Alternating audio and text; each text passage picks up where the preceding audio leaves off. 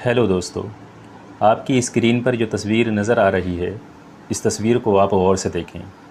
लेकिन ये तस्वीर अगर मैं इस दूसरी तस्वीर में बदल दूं, तो दोनों तस्वीरों के देखने के बाद आपका जो रिएक्शन होगा वो बिल्कुल अलग होगा।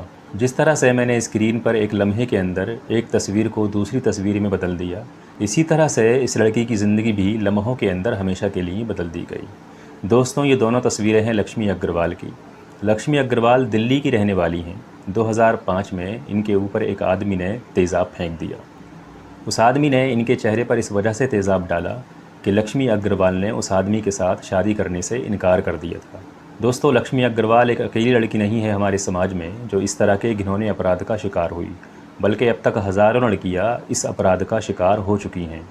दोस्तों, हम अपनी इस वीडियो के अंदर उस मानसिकता के बारे में बात करेंगे जो मानसिकता लोगों को इस तरह के घिनौने अपराध कराने पर उभारती है, और देखेंगे कि आखिर क्यों लोग इस तरह का घिनौना अपराध करने पर तुल आते हैं कि किसी की ज़िंदगी हमेशा के लिए बर्बाद कर देते हैं।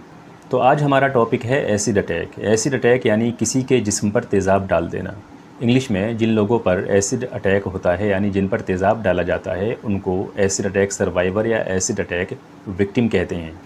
एसिड अटैक की ज़्यादातर शिकार लड़कियां ही होती हैं, और इनमें से भी ज़्यादातर लड़कियों की उम्र 18 साल या 18 साल से कम होती है। एक रिसर्च के अनुसार एसिड अटैक के 78% केसेस में लड़कियों पर तेज़ाब इस वजह से फेंका गया कि लड़की ने या तो तेज़ाब फेंकने वाले के साथ शादी करने से इनकार कर दिया या फिर उसके साथ संबंध बनाने से इनकार कर दिया। दोस्तों, अब आपको बताते हैं कि एसिड अटैक की शुरुआत कब और कहाँ हुई। तो 18वीं शताब्दी के अंदर जब यूरोप में इंडस्ट्रियल रिवॉल्यूशन यानी औद्योगिक क्रांति चल रही थी, उसी के बाद से मार्केट में आसानी से एसिड मिलने लगा, और उसके बाद कुछ ऐसी घटनाएं हुई जिनमें लोगों ने एक दूसरे पर एसिड से हमला किया, और उसके बाद इस तरह के हमले बढ़ते ही चले गए।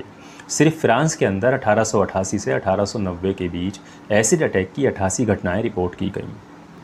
और अगर हम बात करें इंडिया की, तो इंडिया के अंदर एसिड अटैक की पहली घटना 1968 यानी 1968 में रिपोर्ट की गई, और उसके बाद इंडिया में भी इस तरह की घटनाएं बढ़ती ही रहीं। नेशनल क्राइम रिकॉर्ड्स ब्यूरो यानी NCRB के अनुसार हिंदुस्तान में 2018 से 2022 के बीच एसिड अटैक की 1037 घटनाएं रिपोर्ट की गईं। और अगर स्टेट वाइज देखा जाए तो इस पीरियड में वेस्ट बंगाल में एसिड अटैक की सबसे ज़्यादा घटनाएं रिपोर्ट की गईं, और उसके बाद दूसरे नंबर पर यूपी से एसिड अटैक की सबसे ज़्यादा घटनाएं रिपोर्ट की गईं। दोस्तों, एक बार फिर बात करते हैं लक्ष्मी अग्रवाल की।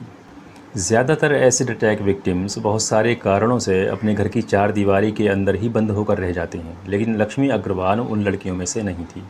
लक्ष्मी अग्रवाल ने काफ़ी साहस दिखाया और एसिड अटैक जैसे घिनौने अपराध के ख़िलाफ़ लड़ाई लड़ने की शुरुआत की। सुप्रीम कोर्ट ऑफ इंडिया के अंदर PIL यानी पब्लिक इंटरेस्ट लिटिगेशन या जन याचिका दायर की। इस PIL के अंदर ये मांग की कि एसिड अटैक जैसे घिनौने अपराध से निपटने के लिए एक नया कानून बनाया जाए और एसिड की खुलेआम बिक्री पर भी रोक लगाई जाए। सुप्रीम कोर्ट ऑफ इंडिया ने इस PIL के बाद कुछ गाइडलाइंस इशू की, जिन गाइडलाइंस के अंदर ये कहा गया कि 18 साल से कम उम्र के व्यक्ति को एसिड नहीं बेचा जा सकता। साथ ही खुले बाज़ार में एसिड की बिक्री पर भी रोक लगाई, और अगर कोई व्यक्ति एसिड ख़रीदना चाहता है तो उसको अपनी ID दिखाना होगा, और अगर कोई इल्लीगली एसिड को बेचता हुआ पकड़ा गया तो उस पर 50,000 रुपये के जुर्माने की भी बात की गई। सुप्रीम कोर्ट के इन आदेशों के अलावा गवर्नमेंट ने भी कानून के अंदर कुछ तब्दीलियाँ की, लेकिन दोस्तों, बड़े अफसोस की बात है कि इन गाइडलाइंस के इशू करने के बाद भी एसिड अटैक के केसेस बढ़ते ही चले गए। लक्ष्मी अग्रवाल के अलावा हम यहाँ पर जिक्र करना चाहते हैं कांता को। कांता पर एसिड अटैक इस वजह से हुआ कि उसने दूसरी बेटी को जन्म दिया था। दोस्तों, हम इस टॉपिक पर अपनी पहली वीडियो बना चुके हैं, जहाँ पर हमने बात की थी कि किस तरह से अनु बंसल और मोमिना को उनके पति ने ज़िंदा आग में जला दिया। अनु बंसल और मोमिना का जुर्म ये था कि उन्होंने लड़कियों को जन्म दिया था, और हमने उस वीडियो के अंदर ये भी बताया था कि लड़की पैदा करने के लिए औरत जिम्मेदार नहीं होती है, और इसको हमने साइंटिफिकली प्रूव भी किया था। और हमने साथ में ये भी बताया था कि किस तरह से 1987 से 2016 के बीच 1,35,00,000 लड़कियों को उनके माँ के पेट के अंदर ही मार दिया गया। आप में से जिन लोगों ने ये वीडियो नहीं देखी है, प्लीज़ आप इस वीडियो को देखें। डिस्क्रिप्शन में आपको लिंक मिल जाएगा, वरना तो आप चैनल पर जाएं और चैनल के पेज से आप इस वीडियो को देख सकते हैं। दोस्तों, एसिड अटैक की समस्या सिर्फ हिंदुस्तान में नहीं है, बल्कि दुनिया के बहुत सारे देश इस समस्या से जूझ रहे हैं। अगर पर कैपिटा एसिड अटैक की बात करें तो यूनाइटेड किंगडम में सबसे ज़्यादा एसिड अटैक के केस होते हैं। लेकिन हिंदुस्तान, पाकिस्तान, बांग्लादेश, नेपाल और कंबोडिया के अंदर भी ये समस्या काफ़ी गंभीर रूप से पाई जाती है। अगर बात करें पाकिस्तान की, तो 1999 से 2019 के बीच एसिड अटैक के 3,400 केसेस रिपोर्ट किए गए हैं। हर साल पाकिस्तान में तकरीबन 200 एसिड अटैक के केसेस रिपोर्ट किए जाते हैं। वैसे तो ज़्यादातर लड़कियां ही शिकार होती हैं एसिड अटैक का, लेकिन पाकिस्तान के अंदर बच्चों और मर्दों पर भी काफ़ी एसिड अटैक किया जाता है। पुलिटिज़र सेंटर के अनुसार पाकिस्तान में बहुत सारी औरतों पर इस वजह से एसिड अटैक किया जाता है कि या तो उन्होंने लड़के पैदा करने के बजाय लड़कियां पैदा कर दी हैं, या फिर कुछ औरतों पर इस वजह से एसिड अटैक किया जाता है कि वो अपने घर से ज़्यादा जहेज़ न ला पाएँ। दोस्तों, अगर बात की जाए कि एसिड अटैक विक्टिम्स की ज़िंदगी कैसी होती है, यानी इस अटैक के बाद उन पर क्या गुज़रती है, तो दोस्तों आप यूँ समझें कि एसिड अटैक जो करने वाले होते हैं, यानी जो लोग किसी पर तेज़ाब डालते हैं, उनका पर्पज़ ये नहीं होता है कि जिस पर वो तेज़ाब डाल रहे हैं उसको मारना है, बल्कि उनका पर्पज़ ये होता है कि वो उसको ऐसी तकलीफ़ में, ऐसे पेन में मुब्तला करना चाहते हैं कि वो पूरी ज़िंदगी उससे तड़पता रहे।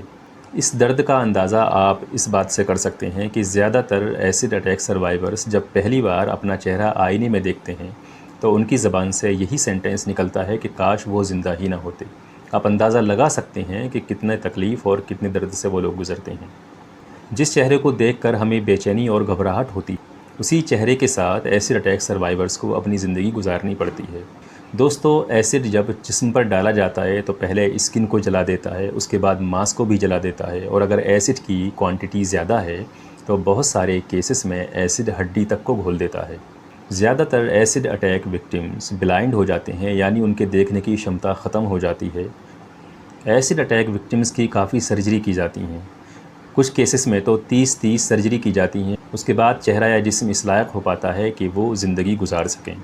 सबसे बड़ी समस्या जो एसिड अटैक सर्वाइवर्स फेस करते हैं वो ये होती है कि इनको एंग्जाइटी और डिप्रेशन बहुत ज़्यादा होता है, और ज़्यादातर सोशल गैदरिंग्स को अवॉइड करते हैं, यानी शादी ब्याह जैसी पार्टियों में जाने से बचते हैं। जैसा कि हमने देखा कि ज़्यादातर एसिड अटैक का जो शिकार होती हैं वो लड़कियां ही होती हैं, तो जिन लड़कियों पर एसिड अटैक किया जाता है उनमें से ज़्यादातर लड़कियों की शादी ही नहीं हो पाती है। एसिड अटैक विक्टिम्स की इन्हीं समस्याओं और परेशानियों को देखते हुए गवर्नमेंट और नॉन गवर्नमेंट ऑर्गेनाइजेशंस ने कुछ कदम उठाए ताकि एसिड अटैक सर्वाइवर्स की कुछ सहायता हो सके। गवर्नमेंट ऑफ इंडिया ने 2016 में right of persons with disabilities act पास किया। इस एक्ट के पास करने से पहले सिर्फ 7 तरह की डिसेबिलिटीज़ को मान्यता प्राप्त थी, लेकिन इस एक्ट में 7 तरह की डिसेबिलिटीज़ को बढ़ा करके 21 तरह की डिसेबिलिटीज़ को मान्यता दी गई, और एसिड अटैक विक्टिम्स को भी पर्सन्स विद डिसेबिलिटीज़ में शुमार किया गया। 2016 से पहले गवर्नमेंट जॉब्स में पर्सन्स विद डिसेबिलिटीज़ को सिर्फ 3% रिजर्वेशन दिया जाता था, लेकिन इस कानून के बाद गवर्नमेंट जॉब्स में पर्सन्स विद डिसेबिलिटीज़ को, यानी विकलांगों को 4% रिजर्वेशन दिया गया। गवर्नमेंट के अलावा भी और बहुत सारे ऑर्गेनाइजेशंस हैं जो कि एसिड अटैक सर्वाइवर्स की हेल्प करती हैं। उन्हीं में से एक बहुत मशहूर संस्था है छाँव फाउंडेशन के नाम से। छाँव फाउंडेशन एसिड अटैक सर्वाइवर्स को मेडिकल, लीगल और एजुकेशनल सहायता प्रदान करता है। छाँव फाउंडेशन लखनऊ, आगरा और नोएडा में शिरोज़ हैंग आउट कैफ़े चलाता है। इन कैफ़ेज़ के अंदर सिर्फ एसिड अटैक सर्वाइवर्स ही काम करते हैं। ये बहुत अच्छा कदम है क्योंकि एसिड अटैक सर्वाइवर्स को दूसरी जगहों पर जॉब मिलना बड़ा मुश्किल होता है, क्योंकि बहुत सारे एसिड अटैक सर्वाइवर्स को उनका चेहरा देखकर जॉब नहीं दी जाती है। और भी कुछ ऑर्गेनाइजेशंस हैं जो एसिड अटैक सर्वाइवर्स के लिए काम करते हैं, जैसे एसिड सर्वाइवर्स साहस फाउंडेशन और मीर फाउंडेशन। दोस्तों, अब हम बात करते हैं उस मेंटेलिटी या मानसिकता के बारे में जो लोगों को एसिड अटैक जैसे घिनौने अपराध करने पर उभार देती है। आखिर इसकी क्या वजह है कि लोग एसिड अटैक जैसे घिनौने अपराध करने पर तैयार हो जाते हैं और किसी की ज़िंदगी हमेशा के लिए बर्बाद कर देते हैं। दोस्तों, हमारे समाज की एक बहुत बड़ी दुविधा ये है कि हमारे समाज में बच्चों की एजुकेशन और तरबियत पर ज़्यादा ध्यान नहीं दिया जाता है। हालांकि किसी भी अच्छे समाज की यही पहचान है कि वो अपने बच्चों को अच्छी एजुकेशन देते हैं और उनको अच्छा बनाने की पूरी कोशिश करते हैं। इसलिए कि बच्चे ही किसी भी समाज का, किसी भी कौम का फ्यूचर होते हैं। हमारे समाज में बहुत सारे घर आपको ऐसे मिल जाएंगे कि जिन घरों में औरतों की इज़्ज़त ना करना एक नॉर्मल सी बात होती है। बात बात पर औरतों को गाली बक दी जाती है और बात बात पर औरतों को मार दिया जाता है। अब जो बच्चा इस तरह के माहौल में परवरिश पा रहा है तो वो सारी चीज़ें उसी माहौल से सीख जाता है और औरतों के ताल्लुक़ से उस बच्चे की वैसी ही सोच बन जाती है जैसी कि उस घर के बड़े मर्दों की औरतों के ताल्लुक़ से सोच होती है।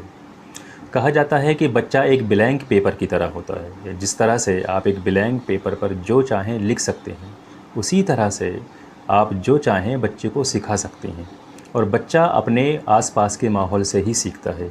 आप अगर ये सोचते हैं कि बच्चा कहने से सीखता है तो आपकी सोच गलत है। इसलिए कि आप अगर बच्चे से पूरा दिन कहते रहें कि आप झूठ ना बोलें, झूठ ना बोलें, लेकिन शाम आते आते एक बार उस बच्चे के सामने झूठ बोल दें और उस बच्चे को ये पता हो कि आप झूठ बोल रहे हो, तो 100 बार आपका उस बच्चे को ये समझाना कि झूठ बोलना गलत बात है, वो सारे का सारा बेकार चला जाएगा। आपने जो एक बार उसके सामने झूठ बोला है, उस बच्चे पर उसका ज़्यादा असर होगा।